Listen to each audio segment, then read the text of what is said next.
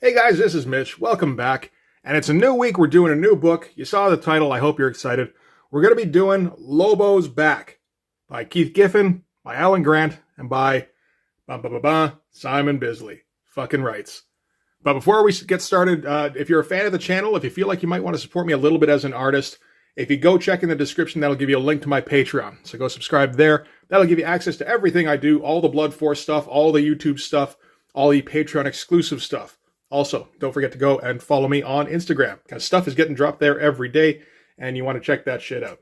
So, Lobo's Back. Why, oh why would we do this series now? If you're not aware, the plotter, I suppose, essentially, he'd be the writer except for the dialogue. Alan Grant does the dialogue in this. But Keith Giffen, unfortunately, passed away. It was last week as when I'm filming this. This is a title I was going to look at. I did have slated to do maybe like 2 or 3 weeks from now. And I just thought, fuck it, like move it up in the roster, because Keith Giffen is one of those guys I always wanted to check out. I never really saw a lot of his stuff.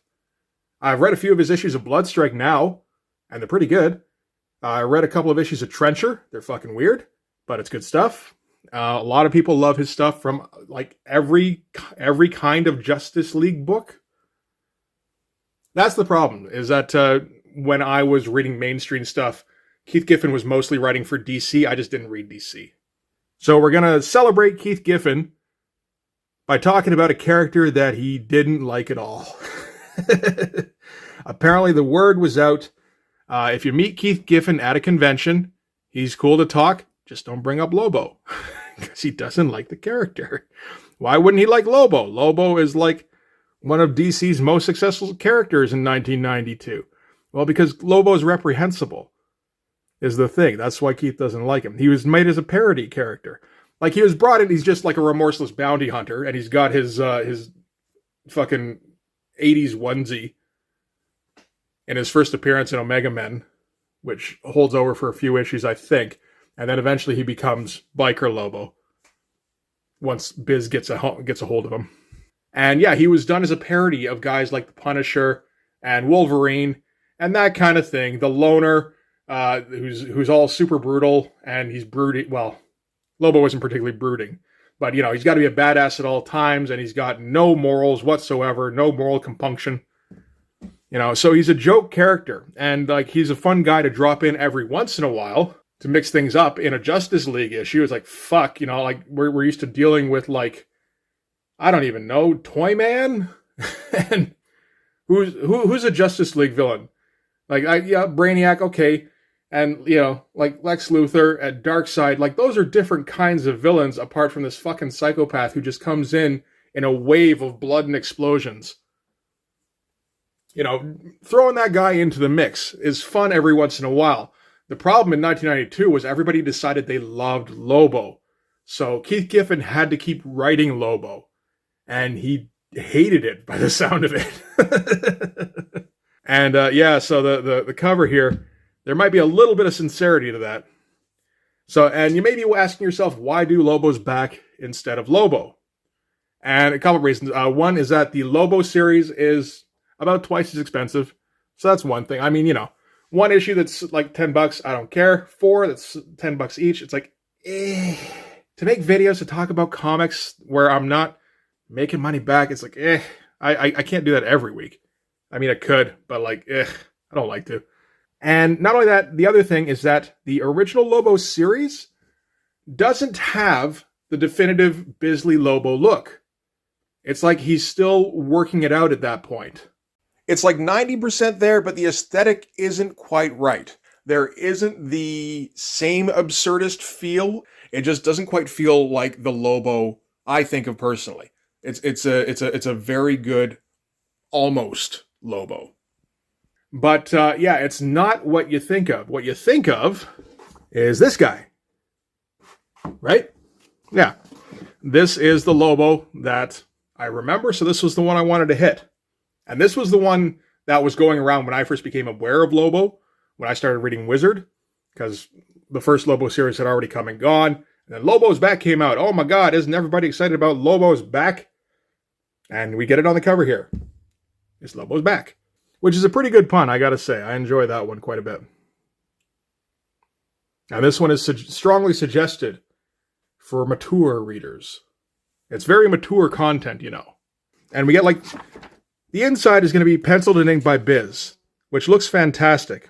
And also looks like an influence for John McCrae, actually, now that I look at it. Interesting, I never really connected that before. But I mean, the Biz painted stuff is where it's fucking at. Where he's doing his Frazetta textures, and everything has little blood spatters all over it. Nice and detailed. And it's just, you know, like Simon Bisley painting your cover is just one of the best things you can do, really. So we're going to open it up. And we're going to get all sorts of weird shit in here. There's a second cover here, which is vehemently suggested for mature readers, as well as Lobo's Back Part 1, the final frag down. And everything is frag. Keith Fraggin, plot breakdowns. Frag Grant, dialogue, you know, etc. Simon Fragley. And we get a weird little table of contents, which has, this is kind of weird, title page, and then Big Killer Penguin, followed by Fun and Games with the Main Man, Making Shadow Pictures, Lobo's Totally Mental Word Puzzle. I didn't even notice that before. How to Fish the Lobo Way. Gross as fuck. Connect the Dots featuring Lobo and Friend. Gee, I wonder what shape that makes. And then the setup here is our feature presentation, the opening, the setup, the villain, the reunion, the vehicle, the dive, I'm not sure yet, the splash page, the ultra violence, the surprise ending, and then the special text feature introducing the Lobometer and a new contest and the solution to that fragging puzzle. I like this quite a bit. I don't think I've seen a table of contents in like a single issue of a comic before. All right, so let's get into it. So we're going to start off, and Lobo is hurting for cash. He's just taken in a bounty by the looks of it, and whatever the paycheck was, it's not really enough to, well, as he says, this pittance won't keep me in booze and babes for more than a week, 10 days tops. So he's going to line up at the ATM here. It's interesting. I mean, this isn't a way I've really seen to kick things off. They do just assume you know who Lobo is, which is fair, I think, at this point. Considering this is a book that's probably only going to be sold in comic shops, you know, it's not going to be making it to the newsstand. You have to actually seek out Lobo. I think that's fair. And we get what I'm guessing is all of Biz's favorite bands. So we get some Danzig, we get some Slayer. I'm not familiar with Blood Monkey. Or Blood Muke? I don't even know. It's a little difficult to read. But yeah, we're not... It is kind of an opening splash. I mean, you know, the primary visual is Lobo's... Well, it's Lobo's back. Okay, I wonder how much of that is intentional.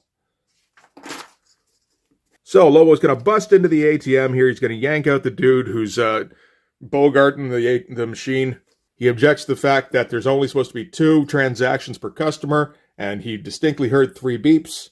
It's interesting because we're seeing Bisley have to work off of Keith Giffen's plots, right? So he can't go super over the top because Giffen doesn't seem to really value splash pages and the most visual kind of comic books. He's more about the storytelling, so it's all very clear what's going on. And then Bisley just kind of tries to amp up everything as much as he can. Interesting effects here. We're just like a bunch of spatter here in the corners. Get like a what looks like just he took a brush and just swiped it. There's like a little bit of dry brushing in here. Yeah, just like random spatter. It's not something I've really noticed about Bisley before. And of course, Lobo himself is completely jacked at all times. And Lobo's going to teach the asshole at the ATM a little bit of math. So 1 + 1 = 2. Oh, there go your arms. So if you weren't completely familiar with Lobo beforehand, this isn't the worst introduction. Lobo likes to maim with little to no reason. And awful lot of the background detail is just going to be little in-jokes. So the password is maim. Of course it is. We get the stubbed out cigar here. That's, I mean, pretty faithfully reproduced from panel to panel in terms of the shape. And it's still just like, it's not even a sketch. It's just the outline and some scribbles. But Lobo himself is always very clearly defined and just like all the detail in the world. But again, like, you know, in this kind of comic, like if this was an Image comic at this time, you wouldn't see like a regular ass 6-panel grid like this, right? Like this would be double splash. And this is instead 11 panels spread over 2 pages. And now we're going to cut to Ramona's bail bond and unisex salon. So we've got Ramona here when she gets an incoming call about a skip tracer. So somebody who hunts down perps out on bail. Apparently this one has met a bit of an untimely end. And we get a very typically Bisley rendered pile of corpses here. And one of them is her skip tracer. And this is apparently the 5th tracer she's lost this month to that particular client, so that particular perp. So she's going to have to find somebody tougher to hunt him down. Yeah, we're going to go, but like, we're going to go way over the top with the violence in this one, I think.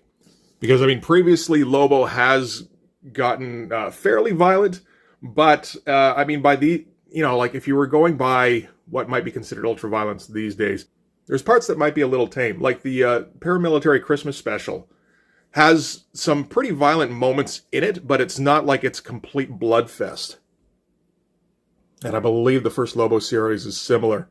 This one, I believe, Keith Giffen's kind of parodying Lobo itself, like the comic.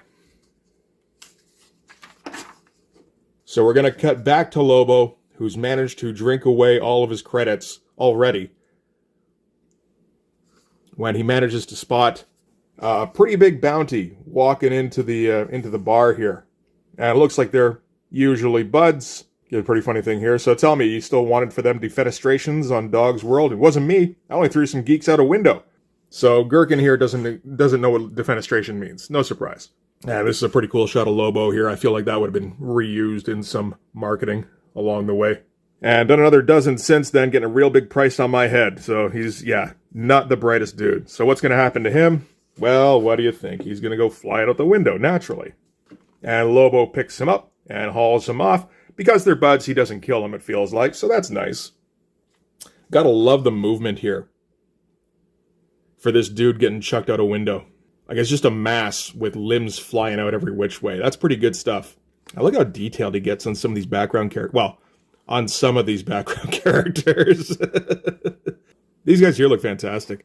And, of course, Biz came up in, I believe, in 2000 AD, which is where most of the British artists came up through. And writers, of course. And that does tend to leave a lasting mark on British artists, it feels like. So now we're going to cut to Dooley 7, which we're informed is a fine place to visit. That's handy. And somebody is complaining about all the mayhem being caused by the person they're speaking to. And he mentions the person he's speaking to plus his brother, so I'm not sure if that comes up later. And he's going to have to let him go. And no hard feelings. And nope, not a one. Punts his head off. Big cartoony, over-muscled. Like, this is 92 now. Lobo himself, you know, like the biker Lobo was come up with in around 1990, I think. So with all the pockets, the pouches, the extra guns, the big long bandana, this is obviously an updated parody character. So is he a match for Lobo? Because obviously this is our antagonist.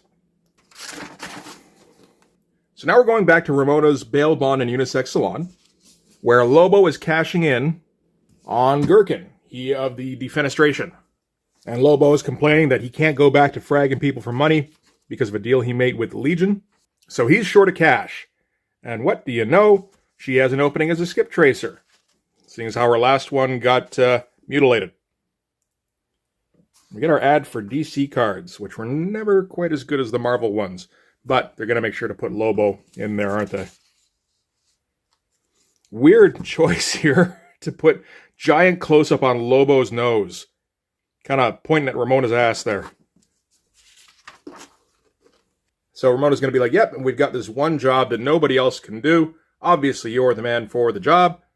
And what do you know? It comes with a 10,000 credit bonus So Lobo is in. As long as he doesn't have to do no hair stuff. That's the main thing. So now we're going to cut to a shot of Lobo in... I thought he had a giant motorcycle, but I guess he's got kind of a Batmobile-looking thing, really. In 92, that would have been the closest comparable, I feel, like a space Corvette. That's a pretty good shot of him speeding off. Car looks pretty badass. And I guess Lobo is just kind of followed by these killer penguins at all times. That's the one thing I'm not familiar with. But yeah, and one thing about Lobo is that it's super colorful. This is just on the edge of computer colors. You can kind of see it a little bit in some of the separations. But they're going to be a ways before they catch up with image. But you'd expect something that's like super violent to be almost like washed out, maybe. Although I guess with the comedy tone, it's not exactly unexpected. And we're going to get just a little bit more with Ramona here, clarifying that she never had any, intimate relations with Lobo, complaining how quickly she has to go through her skip tracers. So maybe Lobo will turn that around for her. I feel like this page is just here to establish Ramona as a bit more of a presence in the book. So this is page 13. We're just about halfway through the book here. So we've established pretty much who Lobo is, maybe not directly with any sort of narration or any sort of origin, any sort of, just, it's all been done through the character, because none of that other stuff really matters. Who gives a shit? It's just Lobo's a badass. He loves causing mayhem, and he's the best there is at what he does. Oh wait, no, that's somebody else. And we've established Ramona and her particular dilemma, and we've introduced the antagonist and kind of tied everything together. So now we're ready to kind of go forward. Really only took half an issue to kind of set everything in motion, and there's room to spin off a couple of subplots. So now we're cutting to Dooley 7, and it really is a space Corvette.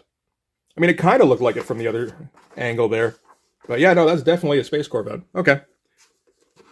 And Lobo is on the trail of this perp. So naturally he's going to go to the last place anybody saw him.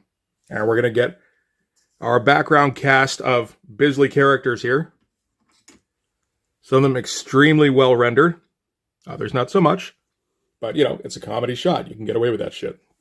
And again, these random kind of swaths of ink. It's an interesting choice. He does it all over. It doesn't feel like these pages would have taken Biz too long to put together. Lobo himself is very well rendered. Again, some of the background characters. This Corvette, kind of. It is also very loose. It feels like the things he's going into detail on, he's very experienced in, so it's not, even that's probably not taking him too long. And he inquires about the antagonist named Lou. And the bartender hasn't heard of him. Imagine that. Although his face suggests perhaps otherwise. And then Lobo gets confronted by these little Izzes-looking guys. But before Izzes existed, of course. And they're going to speak to Lobo in Susian, basically. Which is enough to kind of sap Lobo's will to live here. But no one in his right mind goes after Lou. He's one tough fragger. But so are you. We hear you're the best. We hope that it's true. But 12 men have tried, and 12 men he slew. And Lobo just can't take it. And then he starts rhyming along with them. As does everybody else in the bar, actually. So just give me the info or you bobs are through. No 50, no info. We'll find someone who will agree to our terms. Not a cheapskate like you. Incredible, they've got him doing it too. And you. And we get some nice Lobo mayhem in the background with all the little Izzes flying around everywhere. That's good shit. And somebody overheard that somebody's looking for Lou. So, gonna inform on him. And while still speaking in rhyme. And back at the motel he's staying at, he's gonna get chewed out a little bit by Ramona over the phone because he doesn't really have any leads.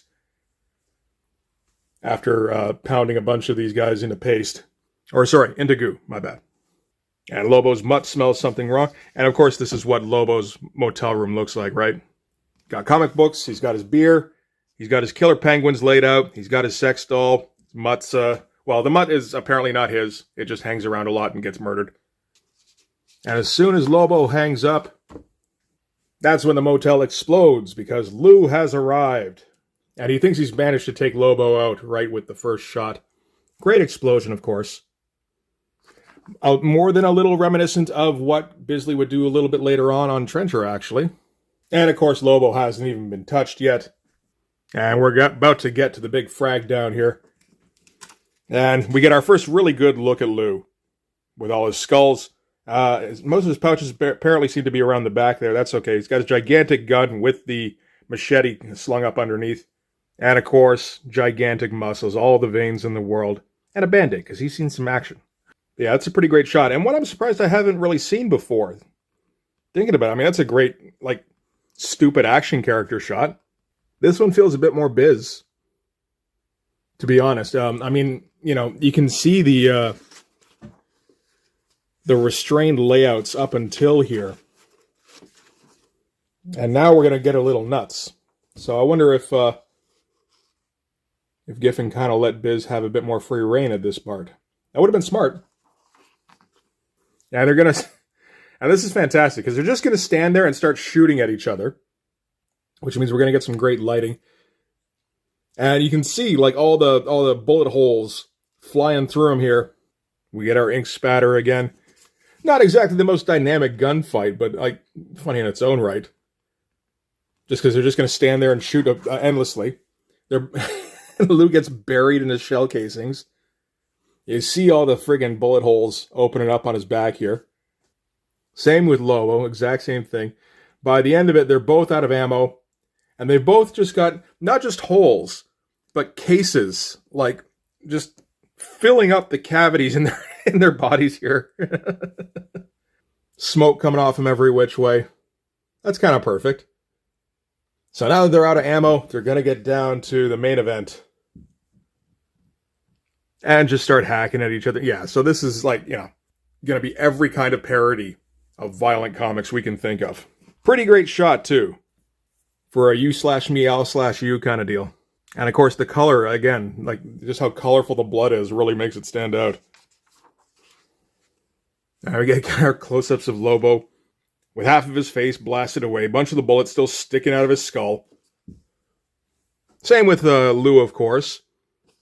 And while Lou is starting to falter a little bit, he does have backup because he commands Brother Feces to take him out. And off camera we get our blast. And then Lobo has been split in half. But yeah, how's that for a shot? Again, one I don't think I've seen before, and I don't know why. I think this is our first Fetal's jizz of the issue. And turns out Brother Feces is... it's a pile of feces that's in the bag on his hip. And they've done it. They've killed the main man. And they're the toughest, meanest, orneriest sons of bastards in the whole fragging universe, and I defy anyone to say we ain't. And yep, so Lobo is now dead. Great shot. Just like all the slop hanging out of him here. Yeah, that's fantastic. And again, this is something I should have seen before. Just this shot of Lou standing over Lobo's corpse. That's pretty great stuff. That's hardcore. So now we get the big Lobo contest. And the idea here is, what if Lobo were under development by a major motion picture studio? And what if the producers hadn't yet decided who was going to play the main man? And the contest is, we want to see who looks the most like Lobo. We want those of you who look like the last Cesarian himself to send in photos of yourself. Oh, that ought to be something else. I wonder if those show up later in the series. I think they might. And we also get the Lobometer, which is the correct pronunciation. They verify. I appreciate that. And it's just a power ranking kind of thing from groovy to grievous. From big butt-stomping boots to unauthorized biographies and coolometers. We get the solution to that fragging word puzzle. We get an extremely boring ad. I have to say, that's pretty unimpressive. This is 92, remember. Like, Spider-Man #1 came out 2 years previous to this. Jim Lee's X-Men #1 came out the year after that. We got, Dale Keown's Hulk, Mark Silvestri's Wolverine. And this is what DC's coming back with, eh? That's tough. I mean, I guess there's only so much Bart Sears can do. And I don't think he's doing this, so... oh well. And we also get a bit of update about the Eclipso crossover that's going to be coming up soon. I guess it's somebody's William Shatner, right? Okay. Oh, and Batman Returns is also coming soon. So keep an eye out for that. All right, so that was Lobo's back. So you get to the end of that, and it's like, well, shit. I mean, that's the whole confrontation, right? We still got 3 issues to go, though. So what the fuck is going to be going on in the next episode? Well, if you read it before, you probably know. You definitely want to pick up issue 2, though. But yeah, no, we established everything quite well in that, I think. And you got plenty of mayhem. Maybe not as much as you might have been expecting overall, but I feel like that's going to be saved for probably a little bit later in the series. But no, we got a lot of Lobo attitude, we got a lot of goofiness, and a lot of great Simon Bisley artwork. So, I mean, if you're complaining, you're a schmuck. I think that's going to do it for this one. So, yeah, we'll do issue 2 tomorrow, or the day after, whichever. But, yeah, thanks very much for watching. If you like this video, please hit like, hit subscribe, hit the notification button so you know when the next one's coming out. Go and subscribe on my Patreon. That gives you access to all of the stuff that I do, all the Blood Force stuff, all of the YouTube videos before they get released to YouTube, as well as all the Patreon exclusives. And then go over to my Instagram, because you can DM me there for some commissions. And you want those. You want those commissions. I want those commissions. So just, we both want them. So let's just get that done. All right. So, yeah, thanks again for watching. I'll see you guys in the next video. Bye-bye.